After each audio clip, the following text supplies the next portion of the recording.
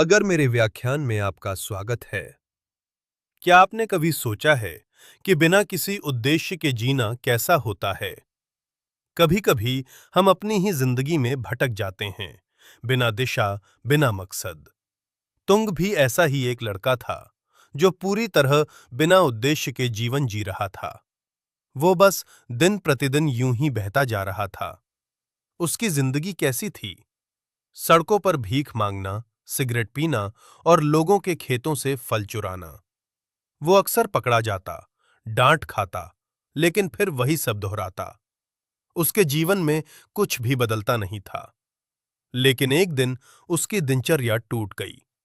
वो एक जर्जर गली में बैठकर सिगरेट पी रहा था। तभी उसकी नजर एक विशाल पेड़ पर पड़ी, जिसके अजीब लेकिन बेहद खूबसूरत गुलाबी पत्ते थे। उस छोटी सी जिज्ञासा ने सब कुछ बदलने की शुरुआत कर दी। आकर्षित होकर तुंग पेड़ पर चढ़ गया।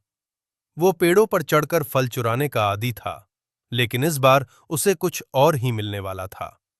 ऊंची शाखा पर उसे एक छोटा, प्यारा सा पांडा दिखाई दिया।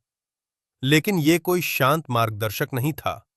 जैसे ही तुंग पास गया, पांडा ने उसे धक्का दे दिया और वो नीचे गिर पड़ा।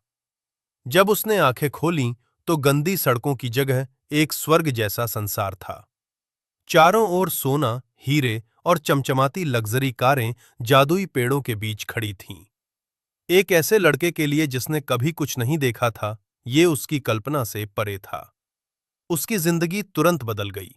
भटकाव और चोरी की जगह नाचना, गाना और अपार खुशी ने ले ली।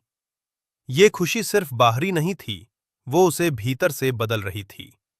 उसने सिगरेट छोड़ दी। उसकी पुरानी आदतें धीरे धीरे खत्म होने लगीं। लेकिन ऐसी परिपूर्ण खुशी अक्सर नाजुक होती है।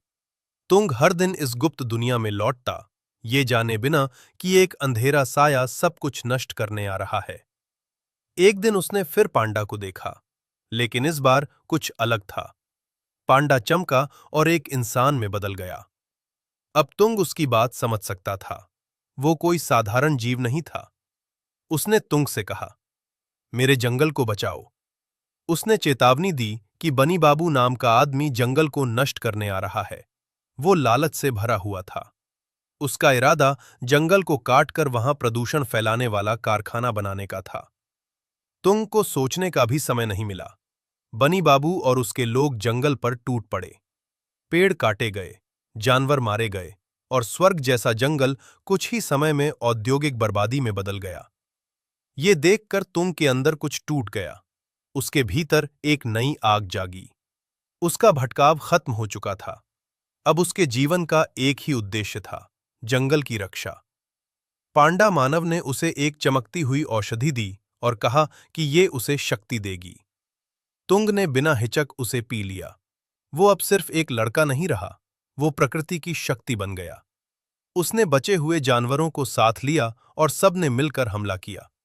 ऐसा लगा जैसे जंगल खुद जाग उठा हो।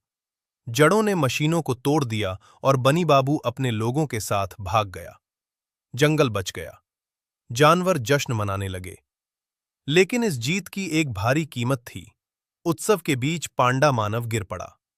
अपनी आखिरी सांसों में उसने सच बताया, मैंने अपनी सारी शक्ति तुम्हें दे दी। तुमने समझा कि उसकी ताकत जादू नहीं थी, बल्कि पांडा मानव का जीवन बल था, जो उसने स्वेच्छा से जंगल के लिए त्याग दिया। अब तुंग वो भटका हुआ चोर लड़का नहीं रहा।